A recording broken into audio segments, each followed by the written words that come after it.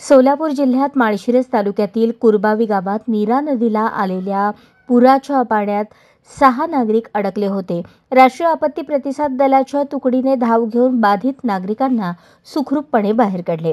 दरम्यान पंढरपूर तालुक्यातील गुरसाळे गावात महादेवाच्या मंदिरात पूजेसाठी गेलेले 3 साधूही गावात पूर आल्याने मंदिरात अडकले होते. त्यांचीही सुटका करण्यासाठी जिल्हा आपत्ती व्यवस्थापन प्राधिकरणाचे पथक पोहोचले आणि त्यांना सुखरूपपणे बाहेर काढण्यात आले. माळशिरस तालुक्यातील कुरबावी नीरा नदीच्या पुरात अडकलेल्यांमध्ये 2 महिला व एका बालकाचा समावेश होता. इंदापूर भिगवण परिसरात पहाटे राष्ट्रीय आपत्ती प्रतिसाद दलाची तुकडी आली. या तुकडीला कुरबावी येथे नीरा नदीच्या पुराच्या पाण्यात अडकलेल्या 6 जणांना वाचवण्यासाठी पाचारण करण्यात आले. त्यानुसार ही तुकडी पहाटे तिथे पोहोचली. थोड्याच वेळात सर्व नागरिकांची सुटका करण्यात आली. दरम्यान या गावातील 30 व्यक्तींना सुरक्षित स्थळी हलवण्यात आले आहे. पंढरपूर तालुक्यातील गुरसाळे येथे भीमा नदीच्या पात्रात असलेल्या महादेवाच्या मंदिरात पूजेसाठी गेलेल्या 3 साधू पाणी वाढल्याने मंदिरात अडकून पडले.